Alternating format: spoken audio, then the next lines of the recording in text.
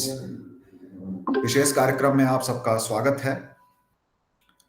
जैसा कि हम सब जानते हैं कि सारा भारत आजादी का अमृत महोत्सव मना रहा है और उसी प्रक्रिया में इंदिरा गांधी राष्ट्रीय मुक्त विश्वविद्यालय के स्वाधीनता संग्राम तथा प्रवासी अध्ययन केंद्र द्वारा यह निर्णय लिया गया कि हम 75 विशेष कार्यक्रमों का आयोजन करेंगे। इसी श्रृंखला में आज हम 38वीं कड़ी पर खड़े हैं। विश्वविद्यालय की परिपाटी के अनुसार हम अपने किसी भी कार्यक्रम की शुरुआत विश्वविद्यालय के कुलगीत से करते रहे हैं, तो मैं संजय जी से अनुरोध करता हूं कि पहले कुलगीत द्वारा कार्यक्रम की विधिवत शुरुआत करें।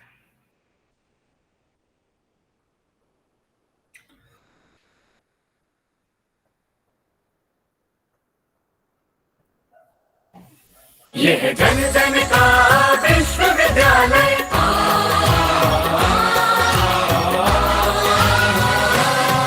यह जन जन का विश्वविद्यालय, सरल सुगम शिक्षा का आलय। जन जन का विश्वविद्यालय, जन जन का विश्वविद्यालय।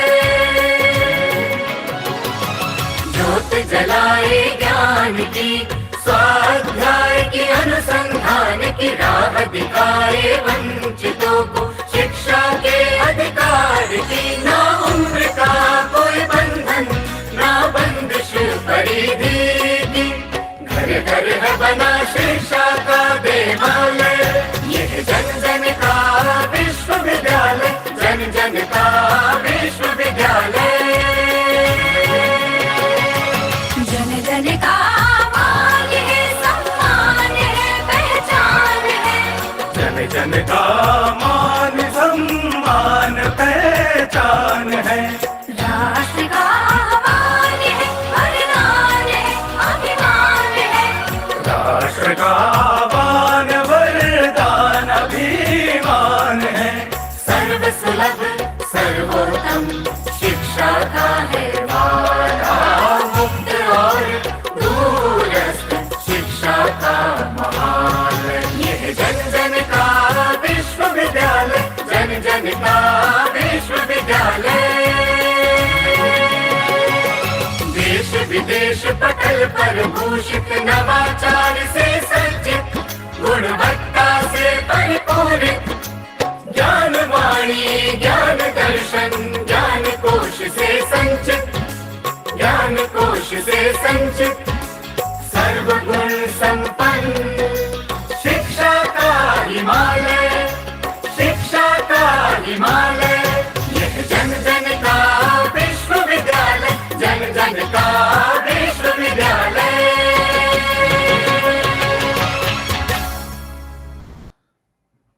बहुत बहुत धन्यवाद संजय जी। जैसा कि मैंने पहले भी कहा कि भारत की आज़ादी के अमृत महोत्सव के विशेष कार्यक्रमों की श्रृंखला में आज हम 39th यानी 29वीं पायदान पर खड़े हैं।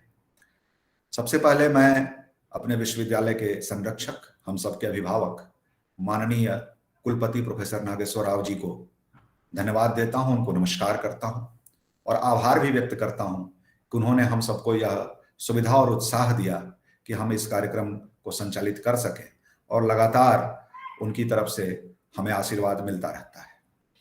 आज हमारा अत्यंत ही परम सौभाग्य है कि विशेष वक्ता के रूप में हमारे बीच एक ऐसे व्यक्ति उपस्थित हैं, मुझे नहीं लगता कि हमको उनके किसी तरह के परिचय की आवश्यकता है। वो हमारे अपने ही हैं, हमारे अपने अपने परिवार के ही अंग रहे हैं, आज भी हमारे अपने अंग हैं।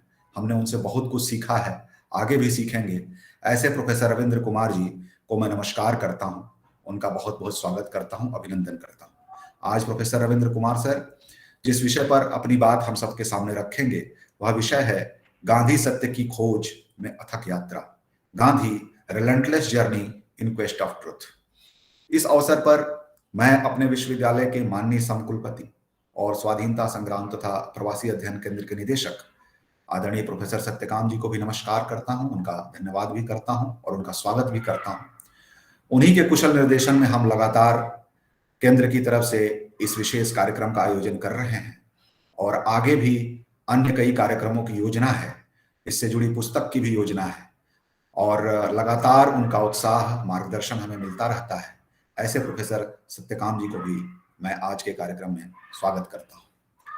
इसके अलावा मैं अपने सभी माननीय समकुलपतियों का भी स्वागत करता हूं, उनको नमस्कार करता हूं। उनका भी उत्साहवर्धन हमें हमेशा मिलता रहता है। इसके अलावा अन्य भी जो लोग आज उपस्थित हैं, मैं विश्वविद्यालय के कई विभागों के निदेशकों को देख पा रहा हूं, क्षेत्रीय निदेशकों को देख पा रहा हूं, अन्य बहुत सारे लोग उपस्थित हैं। मैं उन सब का भी स्वागत करता हूं, अग्रजों को नमस्कार करता हूं और इस कार्यक्रम को आगे बढ़ाने आप सबकी अनुमति से अब आगे बढ़ाता हूं। जैसा कि मैंने पहले भी कहा कि आज जो विषय हमने रखा है आदरणीय प्रोफेसर रविंद्र कुमार जी के मार्गदर्शन में, वह है गांधी सत्य की खोज में अथक यात्रा। गांधी एक ऐसा नाम है जिनके बारे में यह कहा जाता है कि आप उनसे असहमत तो हो सकते हैं, लेकिन उनको छोड़कर, उनको इनकार करके आगे नहीं बढ़ सकते। ऐसे मोहनदास करमचंद गांधी, जिनको राष्ट्रपिता का भी ओहदा प्राप्त है, उनके विचारों और स्वाधीनता संग्राम में उनके किए गए कामों पर तो आज आदरणीय रविंद्र कुमार सर अपनी बात रखेंगे ही। उसके साथ साथ उनकी जो वैचारिक अवस्थिति थी उस पर भी, और नैतिकता के प्रति, सत्याग्रह के प्रति, स्वराज के प्रति, अन्य जो उनके सिद्धांत थे उनके प्रति जो उनका समर्पण था, उसके प्रति भी अपनी बात रखेंगे। जैसा कि विषय से ही ज्ञात होता है, सत्य की खोज में अथक यात्रा। कुछ लोग ये कहते हैं कि ऐसे चले चले भाषा में कहा जाता है कि मजबूरी का नाम महात्मा गांधी, लेकिन गांधी के अंदर जो मजबूती थी, उस मजबूती को मुझे लगता है कि हम सबको समझना चाहिए, और आदरणीय रविंद्र कुमार जी आज अपने व्याख्यान में ये सब बातें रखेंगे। उनको आमंत्रित करने से पहले मैं उनका एक छोटा सा परिचय देना चाहूंगा। Professor Ravindra Kumar graduated in science from the University of Lucknow in 1972 and switched over to social sciences for a postgraduate degree in history from the same university in 1974. He joined the Center of Advanced Study in History at the Aligarh Muslim University in 1975 for doctoral studies, but soon get a teaching assignment at the Department of Special Assistance in History at the MS University of Baroda, where he continued to teach graduate and postgraduate classes till 1993. He joined the School of Social Sciences at the Indira Gandhi National Open University, New Delhi in October 1993, and for the next 24 years explored and experimented with the open and distance learning system. Professor Kumar superannuated after 40 years of university teaching in 2007 and have since been advising universities, colleges and government agencies on strategic for open and digital learning, including online and blending learning. He has pursued as an academic the following special interest areas: Gandhian philosophy and praxis, Indian culture and heritage studies, history of art and architecture, and yoga studies and associated philosophical doctrines. तो ये एक संक्षिप्त परिचय था। इसमें बहुत कुछ ऐसी चीजें हैं जो छूट गई हैं और हम सब वो सब जानते हैं, इसलिए मुझे उसे दोहराने की जरूरत नहीं है। आदरणीय रविंद्र कुमार सर, अगर मेरी तरफ से कोई त्रुटि रही हो तो मैं क्षमा चाहता हूं, और अब बहुत ही विनम्रता के साथ निवेदन करता हूं कि आप आज के व्याख्यान का शुभारंभ करें। आदरणीय कुलपति इंदिरा गांधी राष्ट्रीय मुक्त विश्वविद्यालय आचार्य नागेश्वर राव जी, समकुलपति आचार्य सत्यकाम जी, मैं क्षमा चाहता हूं, बहुत से और समकुलपति भी उपलब्ध हैं, मेरा उनको सादर नमन।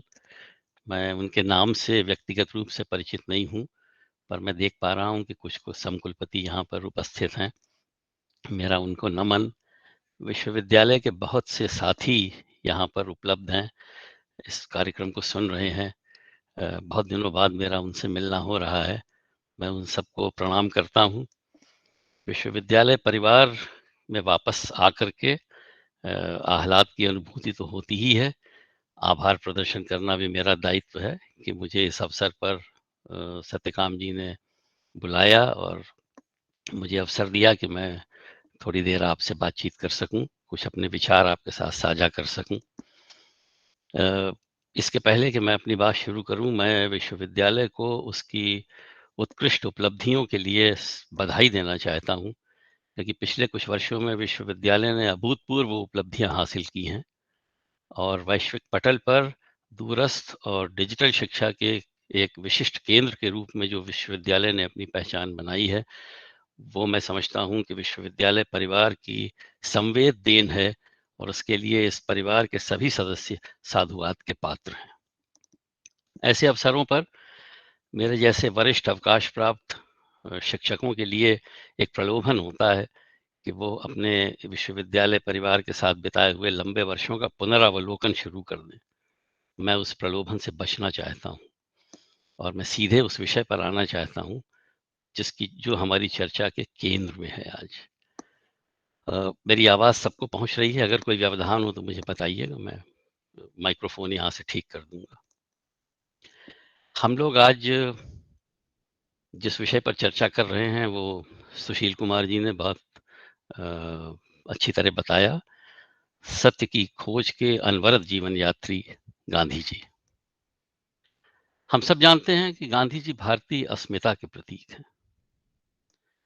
हम ये सब मानते भी हैं कि वो भारतीय अस्मिता के प्रतीक हैं, पर गांधी जी एक तात्विक दर्शन और उससे संबद्ध नैतिक और वैयक्तिक आदर्श के भी प्रतिनिधि हैं। संभवतः इस बात से बहुत सारे लोग परिचित न होंगे। उदारवाद तथा समुदायवाद की बहुत सी महत्वपूर्ण अंतर्दृष्टियों को गांधी जी ने अपनी कार्य पद्धति में समाहित किया और ये बात हमें चिन्हित करनी चाहिए कि जब उनका ये तात्विक आदर्श वैश्विक पटल पर 19वीं शताब्दी के अंतिम दशक में क्रियान्वित होना आरंभ होता है, तब सारा विश्व एक मुदित स्तब्धता की स्थिति में आ जाता है। मैंने जानबूझकर ये शब्द चुना है, मुदित स्तब्धता की स्थिति में आ जाता है। पहले दक्षिण अफ्रीका में और फिर अपने परिमार्जित और परिवर्धित स्वरूप में भारतवर्ष में उनका ये सक्रिय राजनैतिक दर्शन आकाशीय बिजली की तरह सारे मानव समाज में एक नवीन अंतर प्रेरणा भर देता है। इस प्रेरणा का संचरण भारतीय समाज, जो कि सदियों से विभाजित था, जातिवादी था, जड़ था, स्वार्थी था, भीरू था, हतोत्साहित हो गया था, उसमें एक जादू पैदा कर देता है। गांधी जी का सर्वसुलभ व्यक्तित्व उस जादू में एक जुड़े हुए जादू का, दूसरे जादू का काम करता है और सहसा वे भारतीय जो पाश्चात्य लोगों के लिए, अंग्रेजों के लिए, विश्व के दूसरे भाग में रहने वाले लोगों के लिए एक गई गुजरी जाति के, गई गुजरे समुदाय के प्रतीक थे। वहां एक कौंध पैदा हो जाती है और ऐसा लगता है जैसे कि सारे समाज में एक ऐसी ऊर्जा का संचरण हो गया कि सब एक साथ जग गए हों। जैसे कभी कभी आजकल डिजिटल माध्यम से टेलीविजन पर दिखाया जाता है कि बहुत सारे पेड़ पौधे एकदम एक एक ऊर्जा के संचरण के कारण एक साथ जग जाते हैं, उस तरह भारतीय समाज जग जाता है। गांधी जी राष्ट्रीय नवजीवन के लिए जनता को गोलबंद करते हैं। राष्ट्रीय नवजीवन के लिए जनता को गोलबंद करते हैं, ये बात सबको समझनी चाहिए। और भारतीय हृदय को एक ऐसी भावनात्मक ऊर्जा से भर देते हैं जो भारतीयों को अपने अतीत के साथ तो जोड़ता ही है, एक सुनहरे भविष्य की ओर भी प्रेरित करना शुरू कर देता है। और इस सब के साथ साथ अपने तात्विक आदर्श के तमाम प्रसंगों को उद्घाटित करने के साथ, भारतीयों में नवजीवन का संचार करने के साथ, गांधी जी अपने सत्य की खोज की अनवरत जीवन यात्रा पर भी शिविर दर शिविर चलते जाते हैं।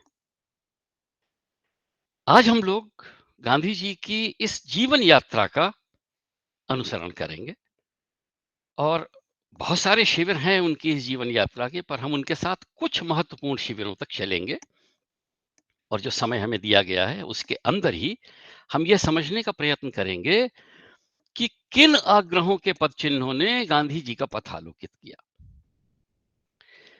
मैं अपनी बात शुरू करना चाहता हूं गांधी विमर्श की आधार भूमि से। गांधी विमर्श की आधार भूमि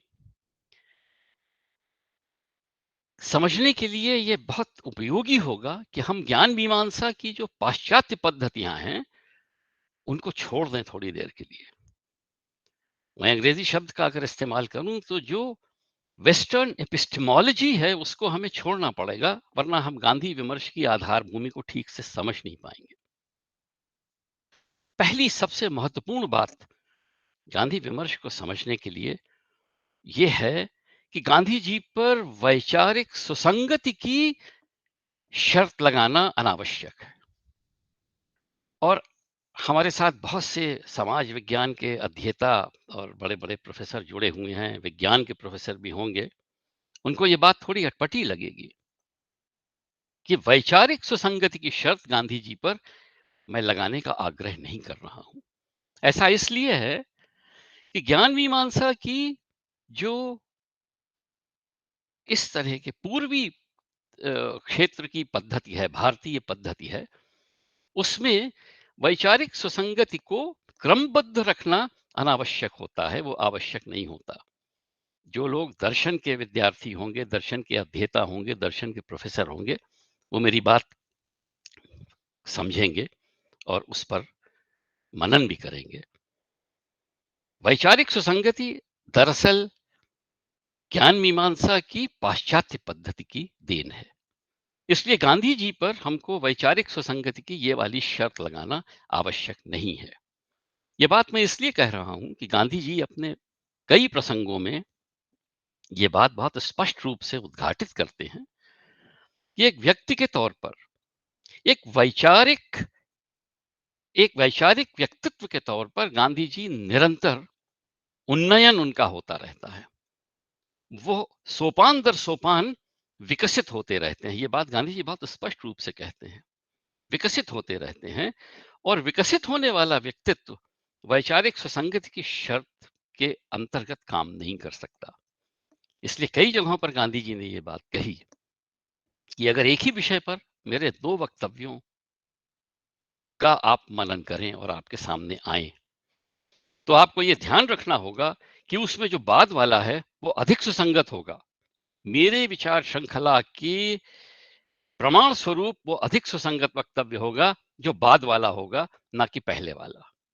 इसलिए मैं गांधी जी की के ऊपर वैचारिक सुसंगति की शर्त लगाने का अनुमोदन नहीं करता हूं। दूसरी बात जो हमको बहुत अच्छी तरह समझनी होगी वो ये है कि गांधी जी केवल दार्शनिक नहीं है, वो सक्रियतावादी वैचारिक दार्शनिक है। और जो सक्रियतावादी वैचारिक दार्शनिक होता है उसके लिए अपने दर्शन के क्रियात्मक पक्ष पर ध्यान देना बहुत ही आवश्यक हो जाता है। और गांधी जी एक विलक्षण दार्शनिक हैं जिनका सारा दर्शन उनकी क्रियात्मक अनुभूतियों पर, व्यवहार पर आधारित है। उनका कोई भी दर्शन का ऐसा पक्ष नहीं है जो व्यवहार में नहीं लाया जा सके और जिसको हम अपने दैनिक जीवन में उपयोग में न ला सकें। इसलिए गांधी विमर्श की आधार भूमि का ये दूसरा महत्वपूर्ण पहलू है। और तीसरा महत्वपूर्ण पहलू यह है कि गांधी जी एक गहरी राजनैतिक समझ का हर वक्त मुजाहिरा करते हैं, हमको उनके अंदर दिखाई देती है।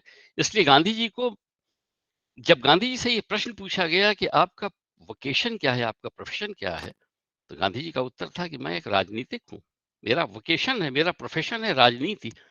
इसलिए हमको ये बात अच्छे से समझनी चाहिए कि गांधी जी के पूरे क्रियाकलाप में, उनकी जीवन यात्रा के अलग अलग पड़ावों में राजनीतिक समझ और गहरी राजनीतिक समझ के हमें बहुत सारे प्रमाण मिलते जाते हैं।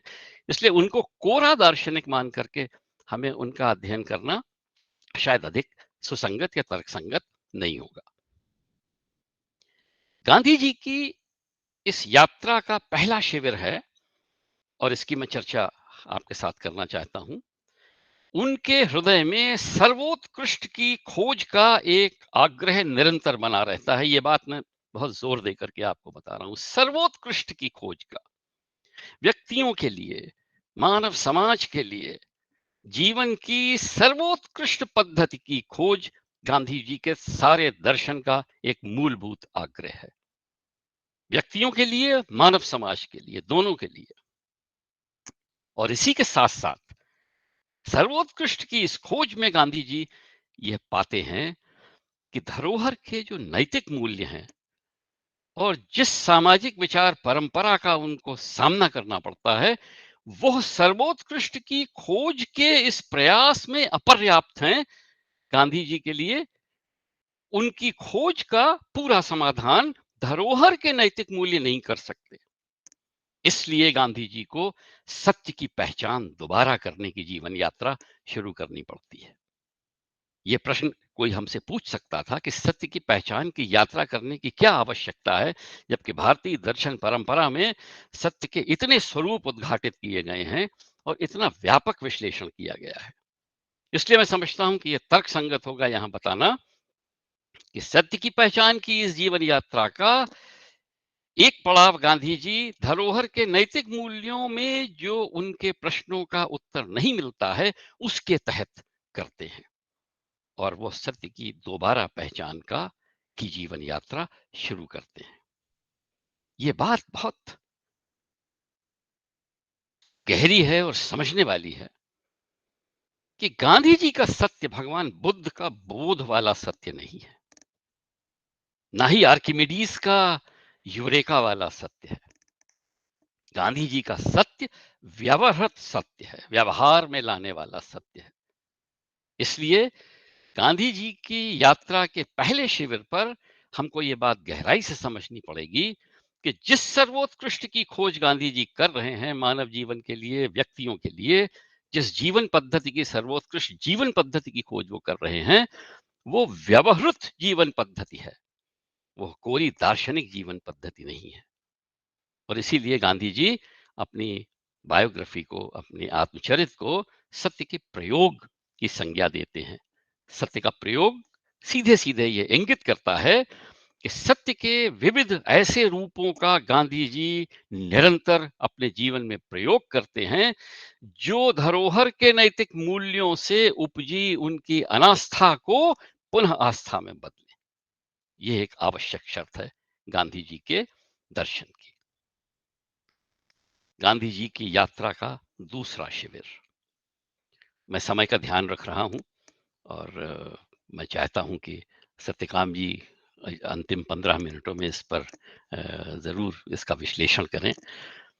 इसलिए मैं, अगर मुझे आपको लगे कि मैं थोड़ा जल्दी जल्दी बोल रहा हूं तो मुझे क्षमा करिएगा, पर मैं अपनी बात मुझे दिए गए 35 मिनट के अंदर ही समाहित कर देना चाहता हूं। दूसरा शिविर है उन नैतिक मूल्यों का जिनको गांधी जी अपने सत्य की खोज में सर्वोपरि मानते हैं। इसलिए यहां पर यह बताना आवश्यक है कि वे कौन से नैतिक मूल्य हैं जिनको गांधी जी अपने सत्य की खोज में सर्वोपरि मानते हैं। बहुत से लोग सत्याग्रह और अहिंसा का नाम लेंगे, पर मेरी दृष्टि में वे तीन नैतिक मूल्य दृष्टि कहिए, जो गांधी जी की इस खोज में अहिंसा और सत्याग्रह से भी ऊपर हैं। वे हैं, पहला आत्मसम्मान। एक अकेली चीज जिसके लिए गांधी जी से ये देश कभी उर्ण नहीं हो सकता, वो है भारतीयों में आत्मसम्मान की भावना का पुनर्जागरण कर देना। अंग्रेजों के सामने एक विगलित और दयनीय अवस्था से हट करके भारतीय सहसा आंखों से आंखें मिलाकर खड़े होने का साहस करते हैं। मुझे प्रसंग ठीक से नहीं याद आ रहा, शायद डॉक्टर सुशीला नायर ने उनसे एक बार ये पूछा, या शायद सरोजिनी नायडू ने उनसे ये पूछा कि बापू, ऐसा क्या है कि आपके आते ही वर्ष भर के अंदर भारत में इतनी ऊर्जा संचरित हो गई है कि किसी को विश्वास ही नहीं होता कि ये वही वाला भारत है जो आज से 2 वर्ष पहले, 3 वर्ष पहले एक विगलित अवस्था में, चारों ओर एक दयनीय अवस्था में से गुजर रहा था। गांधी जी का साधारण और सीधा सा उत्तर था, मैंने इनके हृदय से भय का भाव निकाल दिया है। ये है आत्मसम्मान का दूसरा पहलू। इसलिए गांधी जी की नैतिक मूल्य की सर्वोपरिता के जो 3 लक्षण मैं गिनता हूं, उसमें से पहला लक्षण है आत्मसम्मान। दूसरा लक्षण, और ये लक्षण आज के परिप्रेक्ष्य में बहुत महत्वपूर्ण है, बहुत महत्वपूर्ण है। मैं दूसरे और तीसरे को आज के परिप्रेक्ष्य में पहले से अधिक महत्व देता हूं। दूसरा लक्षण है करुणा। गांधी जी के जीवन यात्रा में करुणा इतना महत्वपूर्ण स्थान रखती है। मैं यहाँ ये चर्चा नहीं करूंगा कि यह करुणा उपजती कहाँ से है। इस करुणा के स्रोत भारतीय दर्शन परंपरा में भी हैं और इस करुणा के स्रोत वैश्विक दर्शन परंपरा में भी है। यह बताना अनुचित नहीं होगा कि इस करुणा का एक प्रमुख स्रोत गांधी जी का ईसाई दर्शन का ज्ञान है और ईसा मसीह को गांधी जी करुणा का अप्रतिम स्रोत मानते हैं। यहां तक कि जब वेटिकन गए गांधी जी, तो ईसा की सलीब पर चढ़ी हुई एक मूर्ति के सामने उनकी आंखें अश्रुपूरित हो गई। करुणा गांधी जी की नैतिक मूल्य दृष्टि का एक बहुत ही महत्वपूर्ण अंग है और इसी से उपजा हुआ तीसरा महत्वपूर्ण अंग है सहानुभूति। करुणा, मात्र करुणा अपना प्रसंग खो देती है यदि करुणा के साथ सहानुभूति न हो। हम सब अपने दैनिक जीवन में करुणा के उन क्षणों से प्रतिदिन गुजरते हैं। प्रतिपल तो नहीं कहूंगा, लेकिन प्रतिदिन करुणा के ऐसे क्षणों से गुजरते हैं जब हमारा हृदय किसी परिस्थिति विशेष को देखकर द्रवित हो जाता है। पर यहीं पर हमारे और गांधी जी के बीच का फर्क दिखाई देता है। हम करुणा को मात्र करुणा की दृष्टि से देखकर विगलित होकर और अपने अश्रु अपने अंदर समाहित कर पुनः अपनी उसी सामाजिक स्थिति में लौट आते हैं। गांधी जी वहां से सहानुभूति की ओर चल निकलते हैं। ये एक बहुत बड़ा फर्क है। इसलिए आत्मसम्मान, करुणा और सहानुभूति को मैं गांधी जी की नैतिक मूल्य दृष्टि के आवश्यक अंग मानता हूं। यहां से हम गांधी जी की यात्रा के तीसरे शिविर पर आते हैं। एक स्वाभाविक प्रश्न हो सकता है कि यह जो मूल्य, जिन नैतिक मूल्यों की मैं बात कर रहा हूं, ये नैतिक मूल्य किन शाश्वत दार्शनिक तत्वों से उपजे हैं? क्या गांधी जी उन शाश्वत दार्शनिक तत्वों का सहारा लेते हैं अपनी समझ में, अथवा सहसा ही उनके हृदय में, जैसा मैंने कहा कि क्या करुणा का मूल स्रोत ईसा मसीह है? शायद ऐसा नहीं है। इसलिए यह आवश्यक है कि हम इस यात्रा के तीसरे शिविर पर अपना ध्यान केंद्रित करें। तीसरा शिविर उन शाश्वत तत्वों की बात करता है और फिर मैंने 3 ही शाश्वत तत्व गांधी जी के पूरे प्रसंग में से निकालकर आपके लिए रखे हैं। पहला है सत्यनिष्ठा, और यह एक ऐसा तत्व है जो हर भारतीय के हृदय में एक अंकुर के रूप में सदैव विद्यमान रहता है। और यहां मैं भारतीय शब्द पर बहुत जोर देना चाहता हूं। एक भारतीय होने के नाते मैं ये बात अच्छी तरह समझ सकता हूं कि सत्यनिष्ठा का भाव हमारे अंदर स्वतः स्फुरित होता है। यह अंकुर हमारे हृदय में हमारे जन्म के साथ बैठा रहता है। यह अंकुर हमारे हृदय में जब हम भ्रूण के स्वरूप में होते हैं, तब संभवतः हमारी मां के करुणा स्पर्श से पैदा होता है। इस पर लंबी चर्चा करने का समय यहां नहीं है, पर सत्यनिष्ठा भारतीयों का मूल स्वरूप है।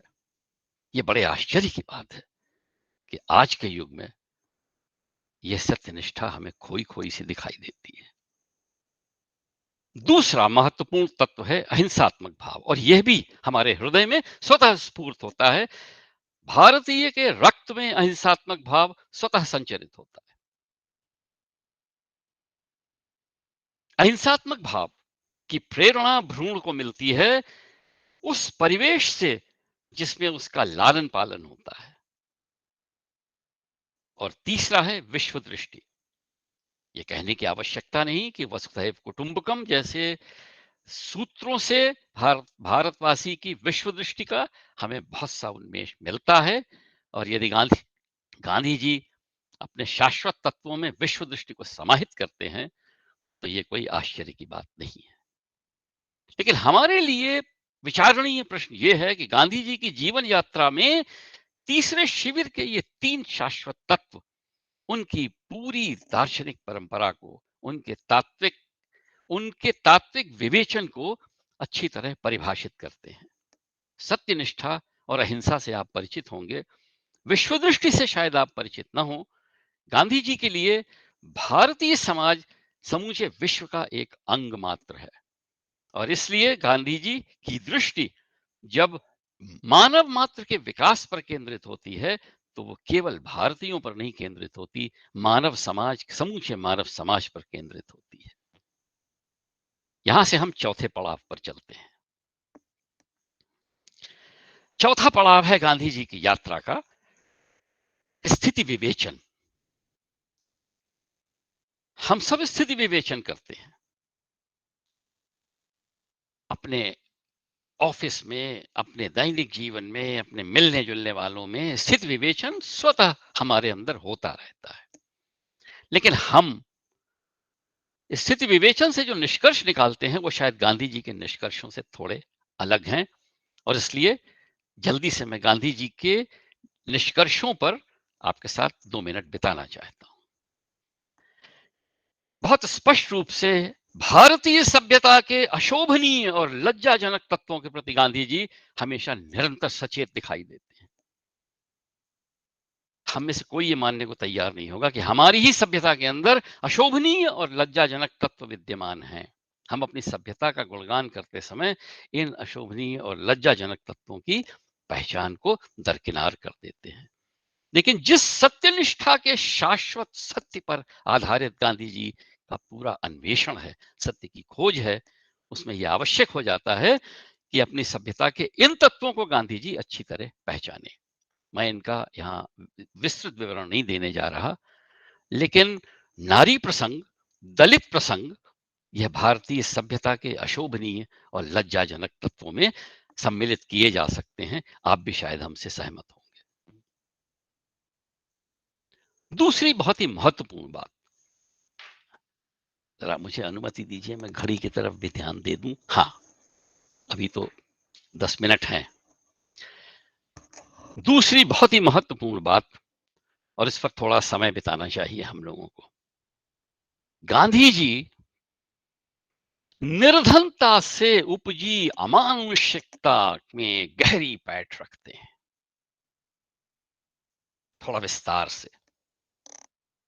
निर्धनता, निर्धनता केवल संसाधनों की कमी नहीं है। गांधी जी के विवेचन में निर्धनता के कारण एक अमानुषिकता पैदा हो जाती है, और इस अमानुषिकता का अपने व्यवहारिक जीवन में हम सब हर दिन सामना करते हैं। एक बहुत ही, जिसको कहते हैं कि कॉमन प्लेस उदाहरण, और आप में से बहुत से लोग इससे असहमत होने चाहिए, लेकिन फिर भी मैं इसको कहते हैं at the risk of complete disagreement from the audience, मैं फिर भी ये बात कहना चाहता हूं। कोई चीज घर में खो जाती है, हमारी अमानुषिकता सबसे पहला संदेह निर्धन व्यक्ति पर करती है। हमारी उंगली अनचाहे अनजाने उसकी ओर उठ जाती है। यह है निर्धनता से उपजी अमानुषिकता। और जितना सुंदर विवेचन गांधी जी के अध्ययन में, गांधी जी के तात्विक दर्शन की मीमांसा में इस अमानुषिकता का मिलता है, मैंने भारतवर्ष में किसी और के पास नहीं पाया, आधुनिक दार्शनिकों में। क्योंकि जो हमारे पहले पुराने दार्शनिक हैं, उनके बारे में मेरा अध्ययन इतना गहरा नहीं है कि मैं उन पर कोई कमेंट कर सकूं, लेकिन आधुनिक विश्व के तमाम दार्शनिकों में, दार्शनिक चिंतकों में मुझे इस अमानुषिकता की इतनी गहरी समझ किसी और में नहीं देखने को मिली जितनी गांधी जी में। इसलिए मैंने विशेषकर ये बात यहां चुनी थी। यह अमानुषिकता पैदा कहां से होती है? यह अमानुषिकता पैदा होती है निर्धन व्यक्ति का आत्मसम्मान विगलित होने लगता है। सबसे पहला हमला निर्धनता का व्यक्ति के आत्मसम्मान पर होता है, और विगलित आत्मसम्मान व्यक्ति को, हम सब जानते हैं कि यदि हमने आत्मसम्मान से समझौता कर लिया तो फिर हमारा व्यक्तित्व जो है वो एक मोमबत्ती की तरह पिघलकर जमीन पर गिर जाता है। इसलिए निर्धनता से पैदा होने वाली इस आत्मसम्मान की चेतना के लिए गांधी जी बराबर हमको आगाह करते रहते हैं।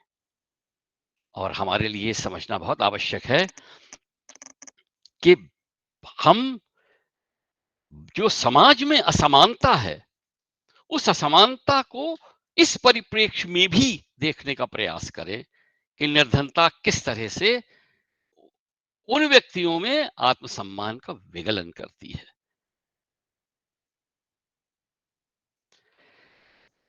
गांधी जी की यात्रा का 5वां शिविर।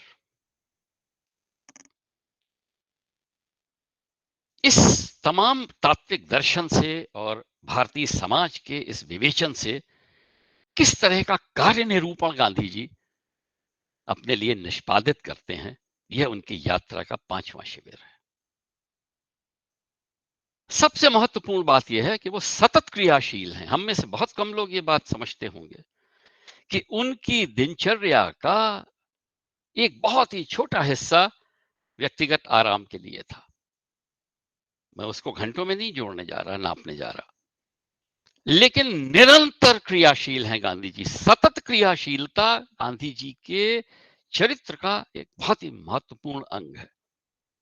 और यह क्रियाशीलता अथक रूप से संघर्षरत क्रियाशीलता है।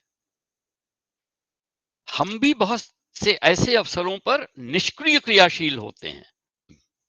क्रियाशील तो होते हैं, लेकिन वैचारिक रूप से निष्क्रिय होते हैं।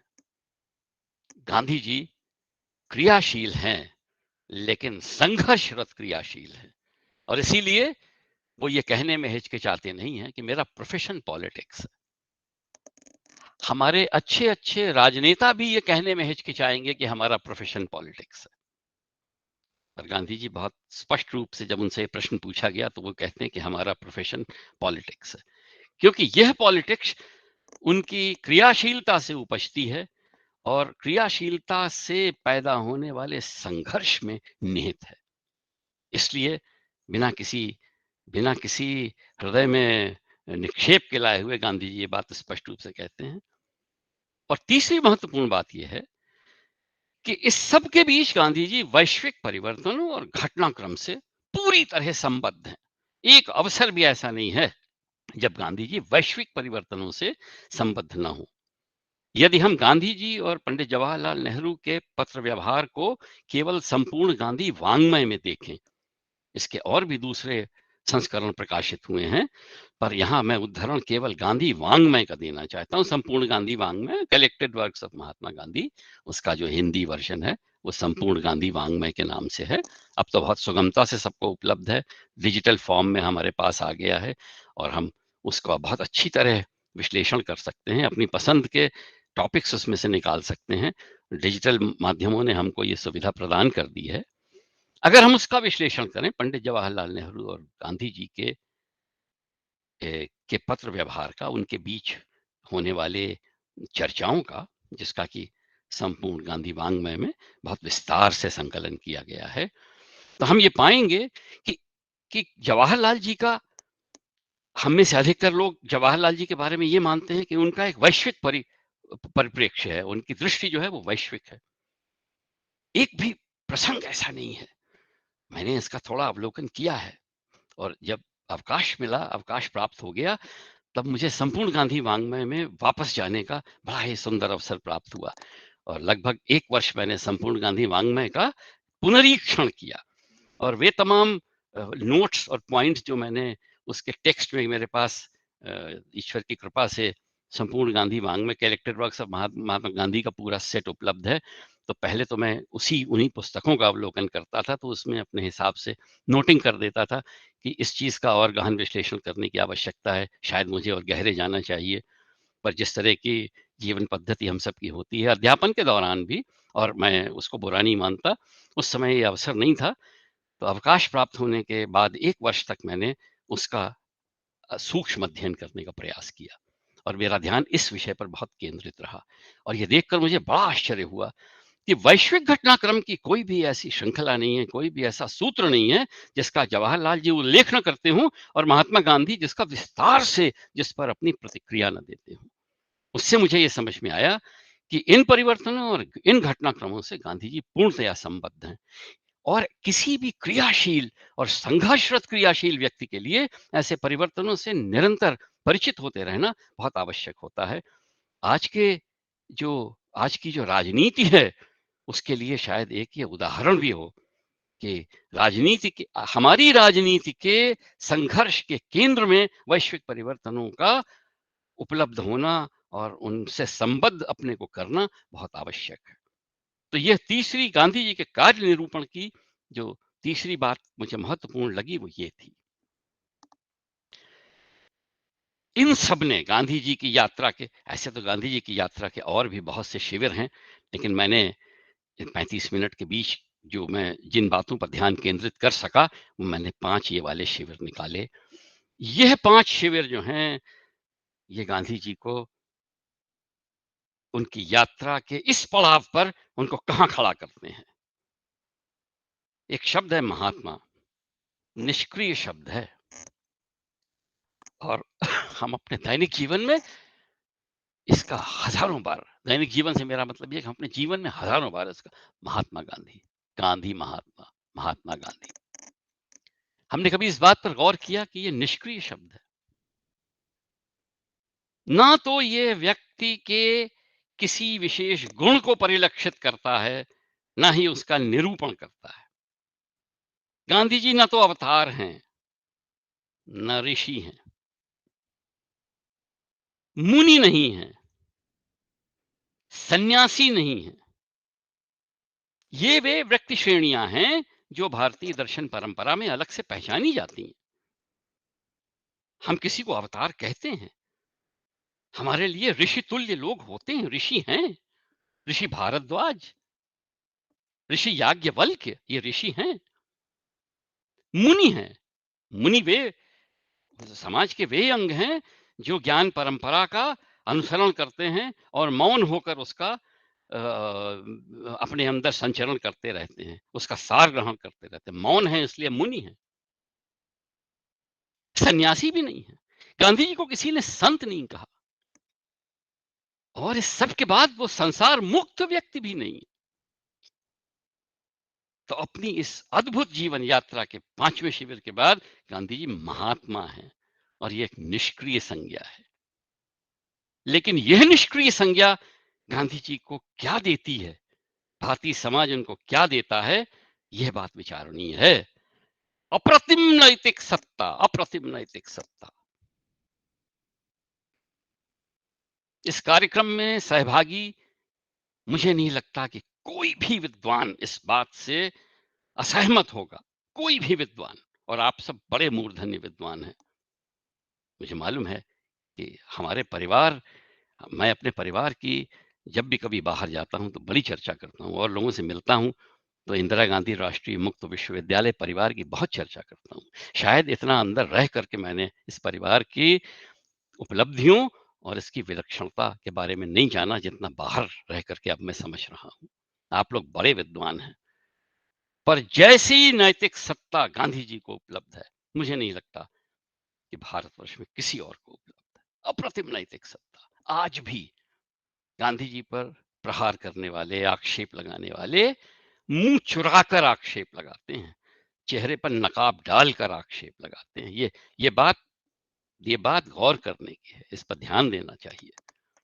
सोशल मीडिया में गांधी जी का बड़ा क्रिटिसिज्म हो रहा है आजकल, पर सब अपने चेहरे पर नकाब डालकर कर रहे हैं, क्योंकि गांधी जी जब महात्मा बने तो उनके पास एक अप्रतिम नैतिक सत्ता आई, और ये केवल नैतिक सत्ता नहीं है, एक विलक्षण राजनैतिक सत्ता के भी गांधी जी सत्ताधारी हैं। तो ये कैसा महात्मा है जो एक अप्रतिम नैतिक सत्ता रखता है, जो एक विलक्षण राजनीतिक सत्ता रखता है, जो अवतार नहीं है, जो ऋषि नहीं है, जो संत नहीं है, सन्यासी नहीं है, मुनि नहीं है। कहां से गांधी जी को यह सत्ता मिलती है? यह सत्ता मिलती है गांधी जी को अपनी परंपरा में अंतर्निहित पुनः ऊर्जा देने वाले संसाधनों के सदुपयोग से। यह वाक्य बहुत महत्वपूर्ण है। मैंने इसके पहले कहा था कि हमारी परंपरा के जो विगलित तत्व हैं, गांधी जी धरोहर के नैतिक मूल्यों से गांधी जी बहुत असंतुष्ट हैं, पर उसी का विश्लेषण कर अपनी परंपरा में जो अंतर्निहित पुनर्ऊर्जा देने वाले तत्व हैं और उनसे जो संसाधन उपलब्ध होते हैं गांधी जी उनका सदुपयोग करते हैं। गांधी जी की शब्दावली पर ध्यान देना चाहिए। उनकी शब्दावली में एक भी तत्व ऐसा नहीं है जिसका मूल स्रोत भारतीय परंपरा के अंदर समाहित न हो। और गांधी जी का स्वप्न है, वो पुस्तक आप सबने पढ़ी होगी, अगर नहीं पढ़ी तो मेरा आग्रह है कि छोटी सी पुस्तक है मेरे सपनों का भारत, हिंदी में, इंडिया ऑफ माय ड्रीम्स अंग्रेजी में नवजीवन प्रेस से पब्लिश हुई है। अब उसकी कीमत 10 रुपए हो गई है, जब मैंने खरीदी तब 7 रुपए की थी। 10 रुपए हम सब खर्च कर सकते हैं, पेपर बैक एडिशन है।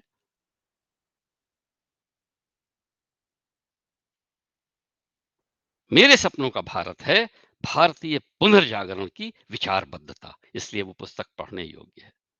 बहुत से लोग हिंद स्वराज को भारतीय पुनर्जागरण की विचारबद्ध श्रृंखला का नाम देते हैं, पर मेरी नजर में हिंद स्वराज के साथ साथ और उतनी ही उपयोगी और उतनी ही जन सुलभ, उससे ज्यादा जन सुलभ, हिंद स्वराज में थोड़ा विवेचन एक दूसरे प्रकार का है, पर उससे ज्यादा जन सुलभ मेरे सपनों का भारत है। वह भारतीय पुनर्जागरण की का दस्तावेज है। इसलिए जो लोग भारतीय पुनर्जागरण में आस्था रखते हों और उसकी उत्कंठा है जिनके हृदय में, उनको वो दस्तावेज पढ़ना चाहिए। और गांधी विमर्श की एक और महत्वपूर्ण बात है, संस्कृति के एक अवयव के, मूल अवयव के रूप में सेवा धर्म, और सेवा धर्म गांधी जी की देन है भारतीय संस्कृति को, भारतीय समाज को। यह संस्कृति का एक मूल अवयव है। और ये बड़े मजे की बात है कि भारतीय संस्कृति में एक मूल अवयव होने के बावजूद हमें सेवा धर्म के बहुत से उदाहरण नहीं मिलते, इसके बाहर बहुत से उदाहरण नहीं मिलते। इसलिए ये गांधी जी की पूरी इस गांधी विमर्श की एक बड़ी महत्वपूर्ण पड़ाव है। इस सबसे जो गांधी जी भारतीय पुनर्जागरण का आंदोलन छेड़ते हैं, उसके 3 महत्वपूर्ण बिंदुओं पर मैं आपका ध्यान केंद्रित करना चाहता हूं और बस अपनी बात उसके बाद जल्दी से खत्म करना चाहता हूं। अब इस उम्र में मुझे चश्मा लगाकर टाइम देखना पड़ता है। सत्यकाम जी, बस 2-3 मिनट और लूंगा। न्याय और समता के लिए संघर्ष, अस्पृश्यता, इस पर मैं ज्यादा चर्चा नहीं करूंगा क्योंकि इसको लोग बहुत कंट्रोवर्शियल बनाने का प्रयास करते हैं, लेकिन अस्पृश्यता विरोध का पहला मुखर स्वर गांधी जी के मुंह से निकलता है। और किसान राजनीति के केंद्र में और उनकी सांस्कृतिक उपस्थिति, ये बहुत महत्वपूर्ण है कि राजनीति के केंद्र में किसान को लाना उतना मुश्किल नहीं है जितना उनकी सांस्कृतिक उपस्थिति को दर्ज कराना। ये गांधी जी का बड़ा ही महत्वपूर्ण और बड़ा ही, जिसको मैं, मतलब मेरी नजर में ये गांधी जी के बहुत से आंदोलनों में से एक महत्वपूर्ण आंदोलन है। मैं अपनी बात खत्म करना चाहता हूं गांधी वांग्मय से एक छोटा सा उदाहरण लेकर के। अगर सुशील जी के पास वो पीपीटी हो तो उसको लगा दे, नहीं तो मुझे याद है, मैं आपको बता सकता हूं। एक प्रसंग है कि अंग्रेजी सत्ता के प्रति गांधी जी का विचार पूछा गया और उनसे ये कहा गया कि भाई वो तो राजा हैं और आप प्रजा हैं, तो राजा और प्रजा के संबंधों का इतना सुंदर गांधी जी ने चित्रण किया है, मुझे नहीं लगता कि इससे सुंदर चित्रण ये, कृपया इसको बड़ा कर दीजिए भाई, मेरे चश्मे से ये शायद दिखाई ना दे यहां से, नहीं चलिए दिख गया, मैं इसको जल्दी से आपके लिए। हम तुम्हारे अत्याचारी नियमों के सामने कभी सिर न झुकाएंगे। जिस तरह 2 हाथों के बिना ताली नहीं बजती, उसी तरह प्रजा और राजा के बिना सत्ता नहीं बनती। ये इतना महत्वपूर्ण सूत्र है। यदि हम तुम्हारी प्रजा नहीं तो तुम हमारे राजा नहीं, ये गांधी जी का उद्घोष है। मुझे बड़ा आश्चर्य है कि भारतीय राजनीति में इस उद्घोष का प्रयोग क्यों नहीं किया गया। यदि हम तुम्हारी प्रजा नहीं तो तुम हमारे राजा नहीं। यह आत्मबल, यह नैतिक सत्ता, यह तात्विक दर्शन उसी भारतीय परंपरा से उपजता है जिसमें सत्य की खोज की गांधी जी एक अनवरत जीवन यात्रा करते हैं। उनकी जीवन यात्रा के अंतिम पड़ाव पर 1948 में 30 जनवरी 1948 में उनकी जीवन यात्रा समाप्त नहीं होती, गांधी जी की सत्य की खोज समाप्त नहीं होती, एक ऐसे पड़ाव पर आकर ठहर जाती है जहां से एक क्लैरियन कॉल देती है कि कोई और आए आगे और सत्य की इस खोज का आगे निरूपण करे। धन्यवाद, आपने धैर्यपूर्वक मेरी बात सुनी, इसके लिए तो आपका बहुत बहुत धन्यवाद। धन्यवाद सत्यकाम जी। बहुत बहुत धन्यवाद आदरणीय प्रोफेसर रविंद्र कुमार सर। आपके साथ रहते हुए हम लोगों ने बहुत कुछ सीखा, लेकिन मुझे लगता है कि इधर जो आपका अध्ययन आया है वह और भी हमारे लिए अनुकरणीय और आवश्यक है। एक जो चीज हम हमेशा आपसे सीखते रहे वो यह था कि भाषा का परिमार्जित उपयोग किस तरह से किया जाए, और आज के इस वक्तव्य में वह चीज तो दिखी, लेकिन आपने स्वयं भी कहा कि आपने इधर काफी अध्ययन किया है और उस अध्ययन से कुछ ऐसे सूत्र हमें आज मिले हैं। समाहार वक्तव्य के लिए आदरणीय प्रोफेसर सत्यकाम सर उपस्थित हैं। मैं एक दो बातें अपनी तरफ से जरूर कहूंगा। हमें बार बार एक इस तरह का आभास होता था कि गांधी के जो वैचारिक समझ है उसमें इस तरह के अंतर्विरोध क्यों है, वो एक ही बिंदु पे दो तरह तीन तरह की बातें क्यों कहते हैं। लेकिन आपने जो सूत्र दिया कि वो हमेशा उनके विचार में एक डायनामिज्म है, हमेशा अपने को विकसित करने की एक चाह है, एक ललक है, और इसीलिए गांधी अगर एक बात पे दो या तीन तरह की बात कहते हैं तो जो अंतिम बात है वह उनका अंतिम सत्य माना जाना चाहिए। मुझे लगता है कि यह सूत्र गांधी को पढ़ने समझने की पूरी दृष्टि को परिवर्तित कर सकता है और एक इस तरह की दृष्टि निर्मित कर सकता है जो गांधी को एक नए ढंग से देखने की हमें ललक भी देती है और चाह भी देती है। दूसरी एक बात बस और कहूंगा मैं कि आपने कहा कि गांधी की जो पुस्तक है मेरे सपनों का भारत, बहुत महत्वपूर्ण बात आपने कही सर। और हिंद स्वराज और मेरे सपनों का भारत, इन दोनों को मिला करके अगर पढ़ा जाए तो एक मुकम्मल तस्वीर गांधी का किस तरह का सपना था और वो अपने सपने में किस तरह का भारत देखते थे वह निकलती है। यह बहुत ही दुखद है कि गांधीवाद को मानने वाले और गांधी के विचारों के आधार पर चल करके सत्ता हासिल करने वाले लोग भी शायद गांधी के सपनों के भारत को भूल गए। आइंस्टाइन ने निश्चित रूप से बहुत सही कहा था कि आने वाली पीढ़ियां शायद इस बात पर विश्वास न कर पाए कि हाड़ मांस का बना हुआ कोई ऐसा व्यक्ति भी कभी इस धरती पर आया था। गांधी हमेशा हमें सीखने की प्रेरणा देते हैं, हमेशा जानने की प्रेरणा देते हैं और हमेशा एक अनवरत यात्रा पर चलने की प्रेरणा देते हैं। आज आपने जो यह व्याख्यान का जो सूत्र वाक्य जिसको मैं कहूंगा सत्य की खोज में अथक यात्रा, यह स्वयं वाक्य ही गांधी को समझने की बहुत महत्वपूर्ण प्रेरणा हमें देता है। तो आपको नमस्कार करते हुए आज के इस व्याख्यान के लिए आपका बहुत बहुत आभार और धन्यवाद।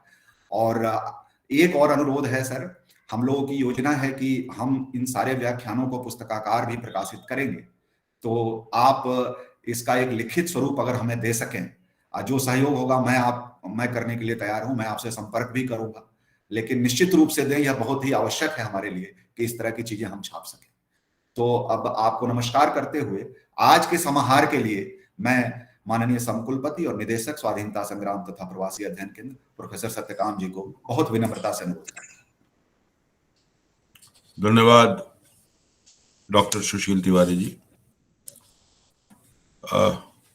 आज के मुख्य वक्ता और मुख्य अतिथि प्रोफेसर रविंद्र कुमार जी, हमारे मार्गदर्शक आदरणीय कुलपति महोदय प्रोफेसर नागेश्वर राव जी,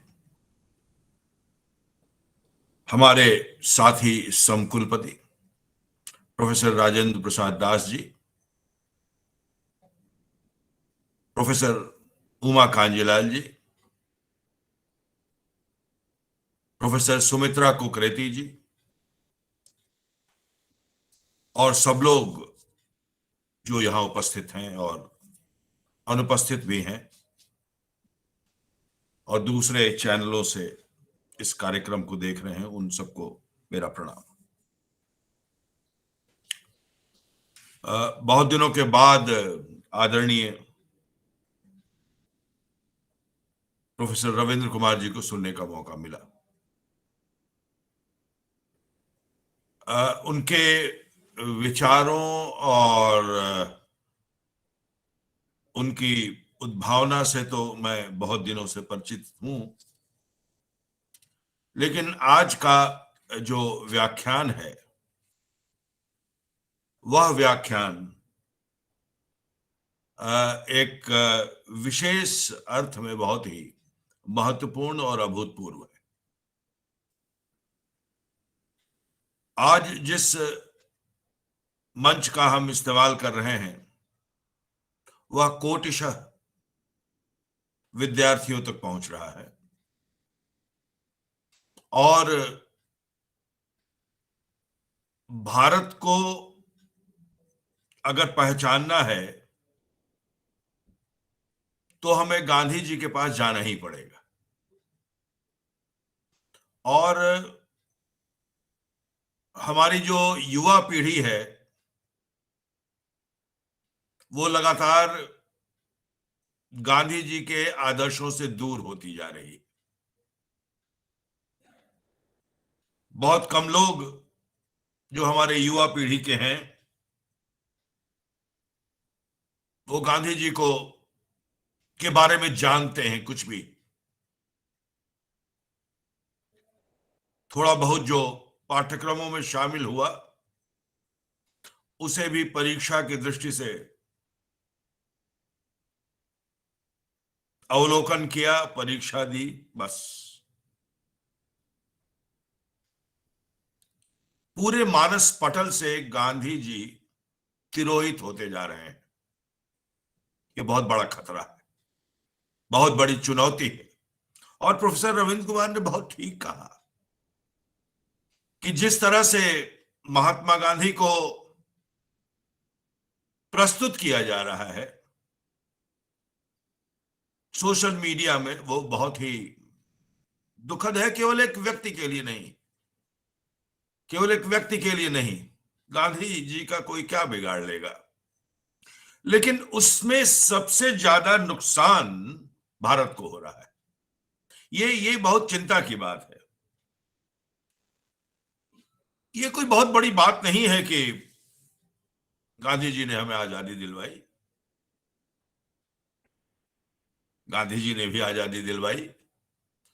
गांधी जी के साथ जो पूरा राष्ट्र खड़ा था उसने भी आजादी दिलवाई।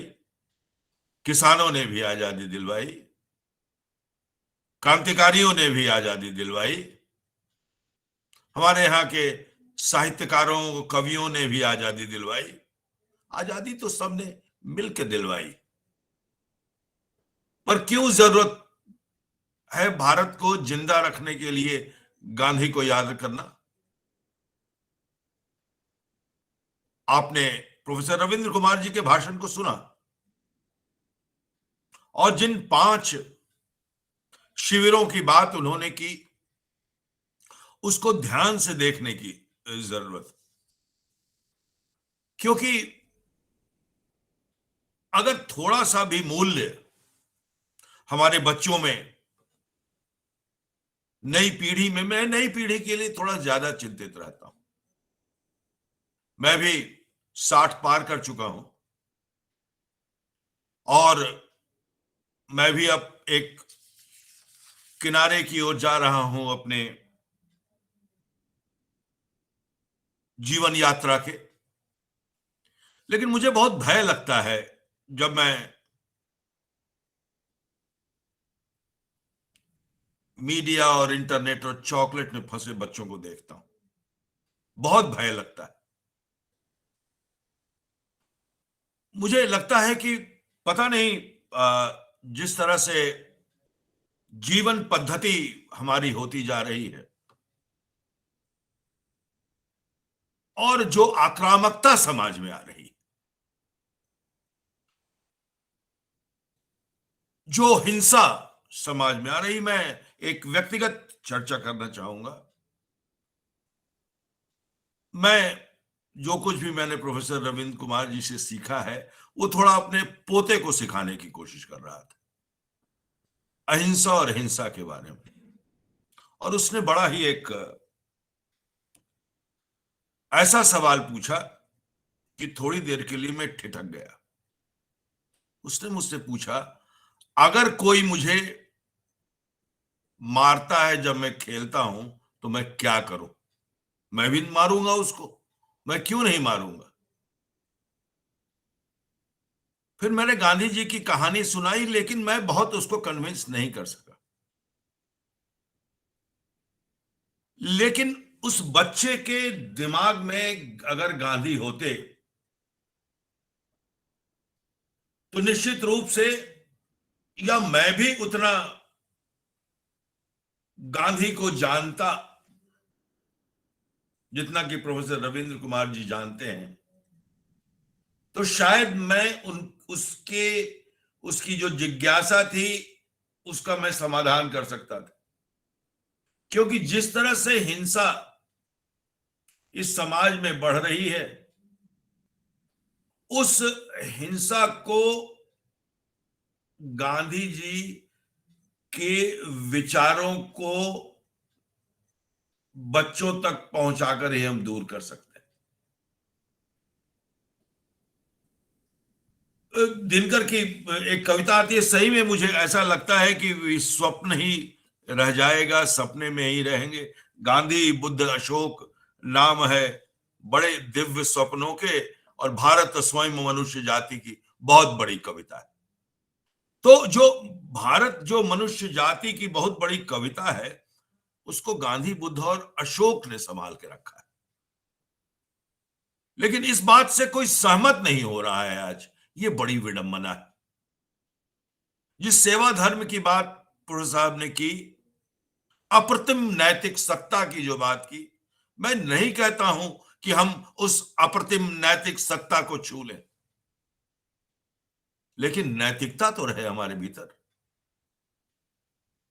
सेवा धर्म की बात की प्रोफेसर साहब ने, रविंद्र कुमार जी ने। न हो सेवा धर्म हमारे भीतर, लेकिन सेवा की भावना तो हो। कम से कम अपने भारत को तो बचाने की कोशिश करें। और इतने अच्छे एक पदबंध का इस्तेमाल किया, मुदित स्तब्धता। देखिए, इस शब्द को अगर आप व्याख्यायित करेंगे तो आपको लगेगा कि जिस तरह से विवेकानंद ने सारे के सारे अमेरिकियों को स्तब्ध कर दिया था, उसी तरह गांधी जी ने भी सबको स्तब्ध कर दिया था, और स्तब्ध करने के बाद मुदित भी किया था। वैसे ही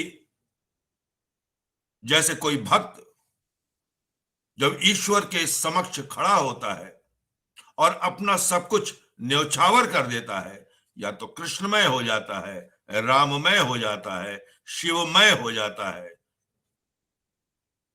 उस समय यही मुदित स्तब्धता की चरम अवस्था होती। वही चरम अवस्था, और ये भारतीय दर्शन में ही मिल सकता। मैं भारतीय हूं इसलिए मैं कोई अपना ढोल नहीं पीट रहा हूं, बल्कि ये एक यथार्थ है, ये एक सच्चाई है। बहुत अच्छी बात कही कि हमारे भीतर जो कुंठा थी, बहुत बार ये बात सामने आती है कि जिसको मैं सही नहीं मानता हूं, कि जो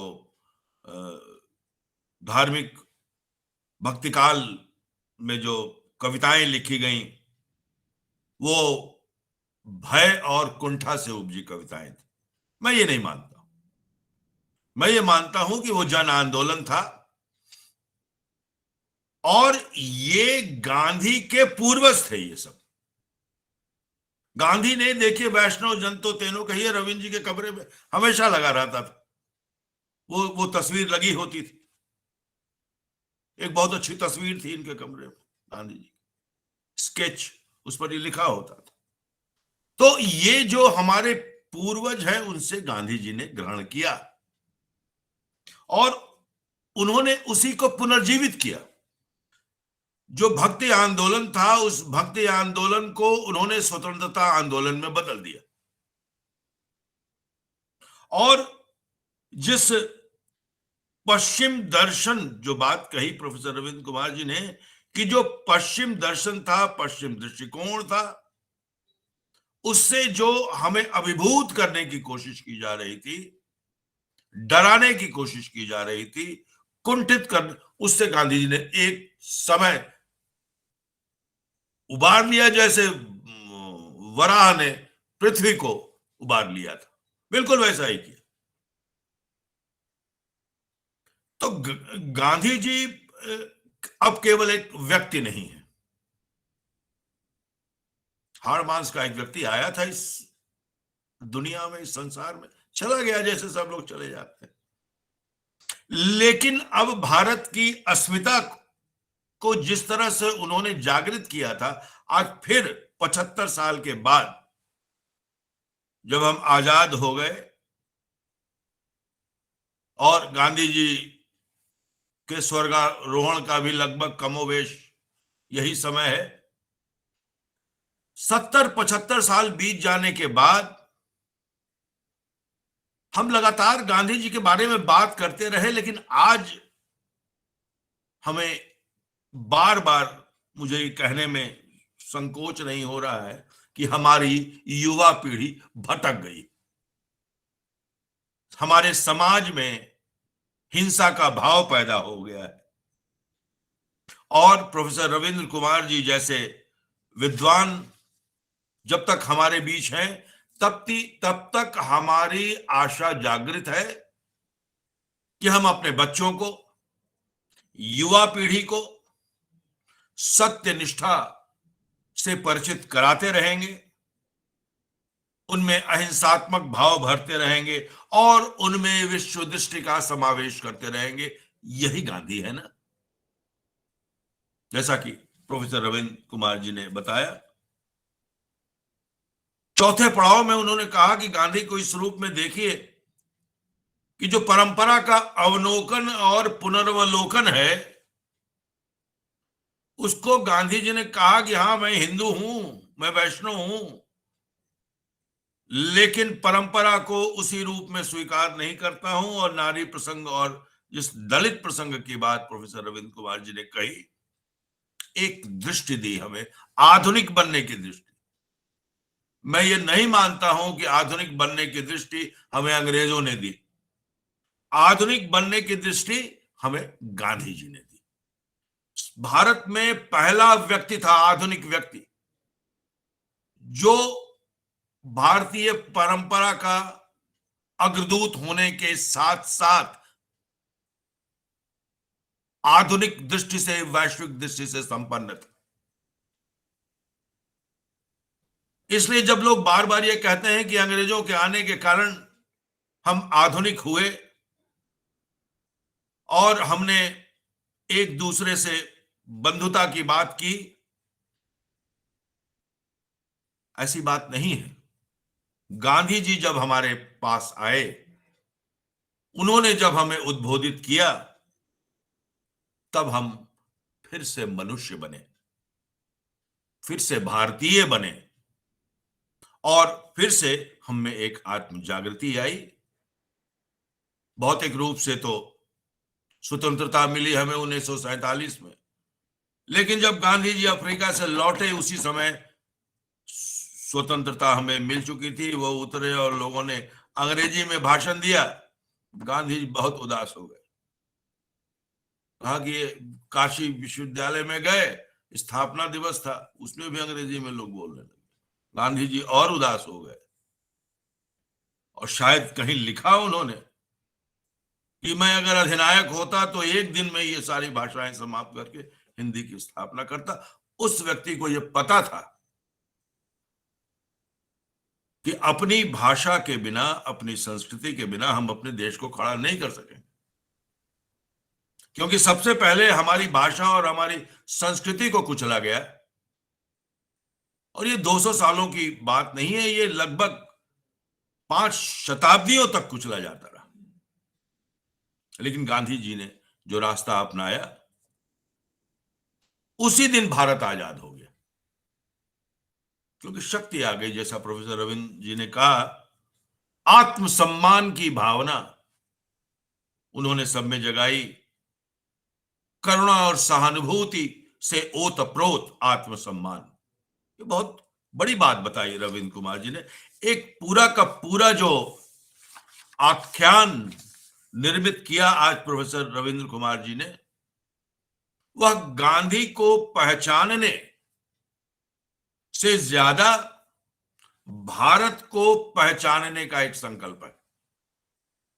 और कैसे भारत जागृत हो सकता है, हम विश्व गुरु बनने की बात कर रहे हैं, गांधी के को छोड़कर हम विश्व गुरु नहीं बन सकते। अगर हमें विश्व गुरु बनना है तो फिर गांधी के रास्ते पर चलना पड़ेगा। हमारे पास कोई विकल्प नहीं है, कोई वर्सेस नहीं है, कोई बनाम नहीं है। इसलिए मैं अपने सभी विद्यार्थियों से जो पूरे देश और विदेश में फैले हुए हैं से अपील करता हूं कि जैसा कि प्रोफेसर रविंद्र कुमार जी ने कहा, थोड़ा गांधी को पढ़ लो, थोड़ा जीवन में उतार लो, तो भारत को मजबूत बनाओगे। मनुष्य तो आता जाता रहेगा, हमारा देश गांधी के आदर्शों पर जीवित रहे तो हम विश्व गुरु भी होंगे, मजबूत भी बनेंगे और अपने देश को ऊंचाइयों तक ले जा सकेंगे। बहुत बहुत धन्यवाद। आज का जो वक्तव्य था उसने मुझे तो बिल्कुल अभिभूत कर दिया। मुझे तो ऐसा लग रहा था कि मैं पूरे काव्यमय वातावरण में चला गया हूं और मैं बहुत बहुत शुक्रगुजार हूं प्रोफेसर रविंद्र कुमार जी का कि वो हमारे बीच आए, अपने परिवार के बीच में आए और उन्होंने हमें लाभान्वित किया। हमारे विद्यार्थियों ने आपको सुना, आप हमारे यहाँ प्रोफेसर रहे, आप हमारे यहाँ कुलपति रहे, और लेकिन उससे भी अधिक बात कि आप हम लोगों के पथ प्रदर्शक रहे, सिखाया हम लोगों को जीवन कैसे जीना चाहिए। बहुत बहुत धन्यवाद, शुक्रिया। बहुत बहुत धन्यवाद आदरणीय प्रोफेसर सत्यकाम सर। आपने जो बात शुरू की, मुझे लगता है वह बात इतनी महत्वपूर्ण कही आपने कि आजादी तो सबने मिलकर के दिलवाई, और यह सही बात है। विभिन्न प्रकार के विचार, विभिन्न प्रकार के सामाजिक संघर्ष वर्ग थे, लेकिन गांधी की हमें आवश्यकता क्यों है? और आप दोनों ने आज हमको फिर से यह याद दिलाया है, फिर से यह सिखाया है कि गांधी की आवश्यकता क्यों है। क्योंकि गांधी की आवश्यकता सिर्फ किसी राजनीतिक विमर्श के लिए, राजनीति के किसी अंग के लिए नहीं है। गांधी एक सांस्कृतिक विमर्श की आवश्यकता है। गांधी उस भाषिक विमर्श की आवश्यकता है जिसकी भारत को जरूरत है। गांधी भारत बोध और विश्व बोध के लिए आवश्यकता है। इसलिए गांधी की प्रासंगिकता हमेशा है और हमेशा ही रहेगी। मैं दिनकर की दो पंक्तियां कहना चाहूंगा गांधी पे, उन्होंने जो लिखी है। गांधी तूफान के पिता और बाजों के भी बाज थे, क्योंकि वे नीरवता की आवाज थे। बहुत बहुत धन्यवाद सर आप दोनों का। अब मैं आज के औपचारिक धन्यवाद ज्ञापन के लिए सुरेश जी को निमंत्रित करता हूं। सुरेश गोहे जी।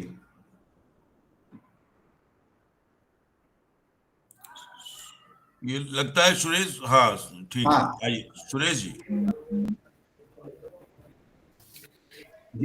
जी बोलिए बोलिए। आवाज आ रही है ना? आज मैं क्या कहूं, बहुत अरसे बाद सर को देख करके बड़ी प्रसन्नता हो रही है और हम उन दिनों को याद कर रहे हैं जब हमको सर का सानिध्य रहता था और सर के चेहरे पर सदा ही मुस्कान ऐसे रहती थी और उनको देखने से ही जो है कुछ टेंशन भी रहे तो दूर हो जाता था।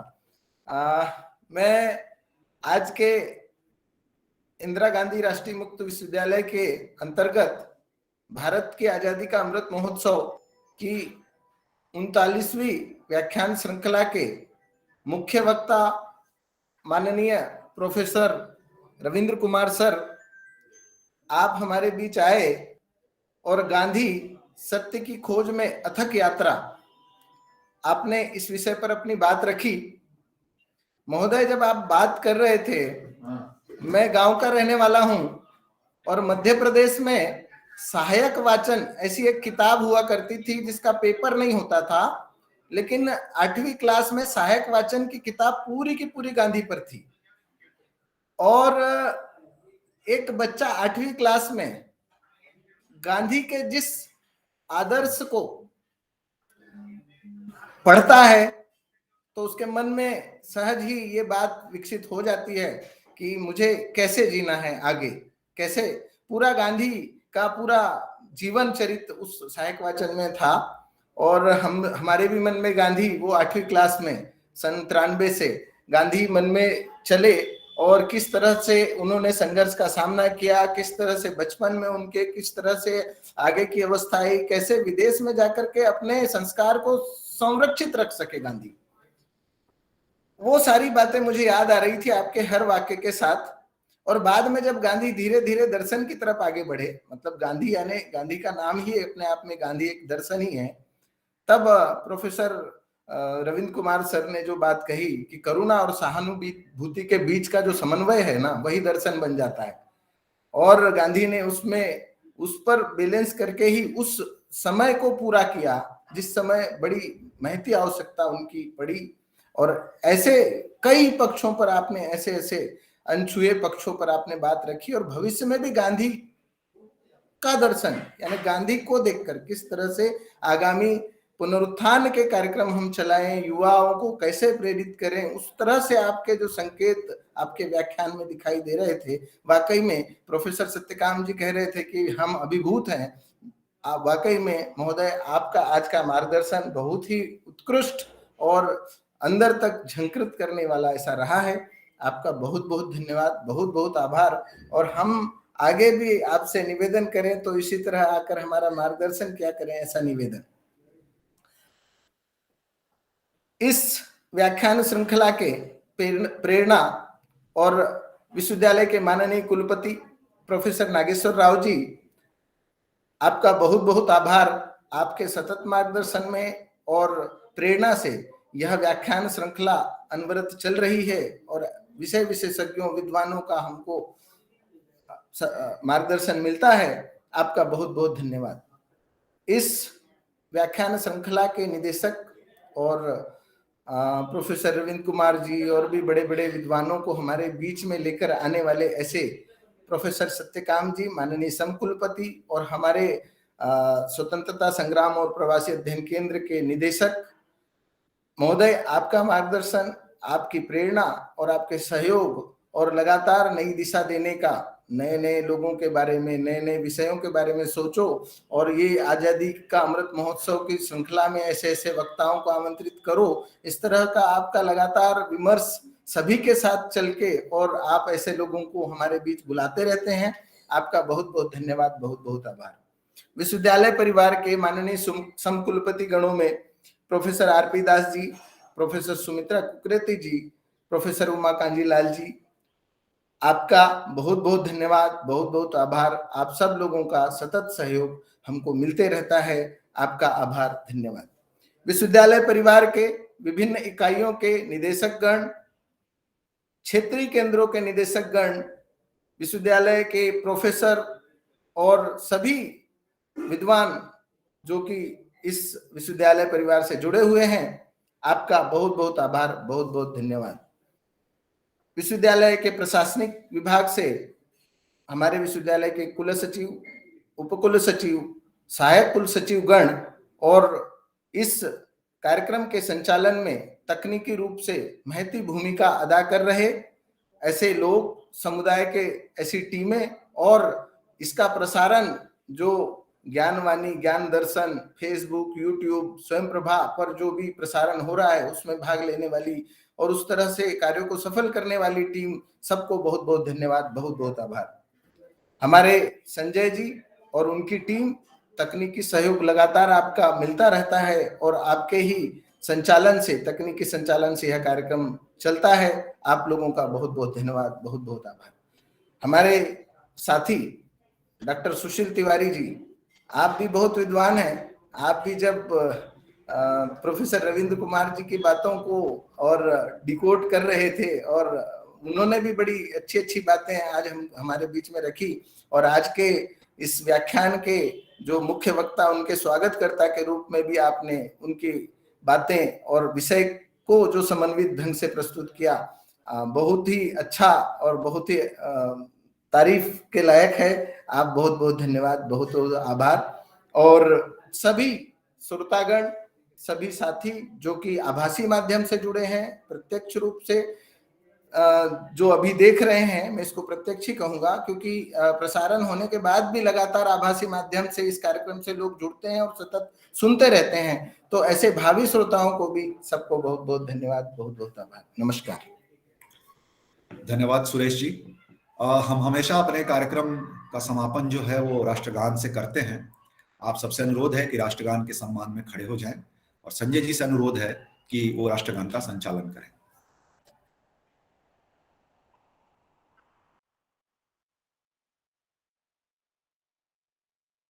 मन अधिनायक जय हे भारत भाग्य विधाता, पंजाब सिंधु गुजरात मराठा द्राविड़ उत्कल गंगा, विंध्य हिमाचल यमुना गंगा उत्कल जलधि तरंगा, तब शुभ नामे जागे, तब शुभ आशीष मांगे, गाहे तब जय गाथा, जन गण मंगल दायक जय हे भारत भाग्य विधाता, जय हे जय हे जय हे जय जय जय जय हे।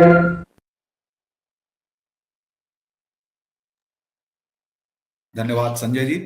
तो अब मैं आदरणीय प्रोफेसर सत्यकाम सर से निवेदन करता हूं कि आज के कार्यक्रम की औपचारिक समाप्ति की घोषणा करें और यदि कोई विशेष निर्देश हो तो वह भी प्रदान करें। सबको नमस्कार। प्रोफेसर रविंद्र कुमार जी को बहुत बहुत धन्यवाद कि उन्होंने इस आज के इस व्याख्यान श्रृंखला को बड़ा ही उपादेय और रोचक और ज्ञानप्रद बनाया। आपको प्रणाम करता हूं सर।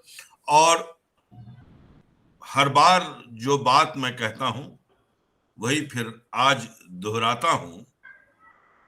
अगले शुक्रवार को इसी समय नए विषय और नए विद्वान के साथ हम फिर मिलेंगे और अगली श्रृंखला होगी 40वां व्याख्यान। तब तक के लिए मुझे नमस्कार, विदा दीजिए। नमस्कार। नमस्कार।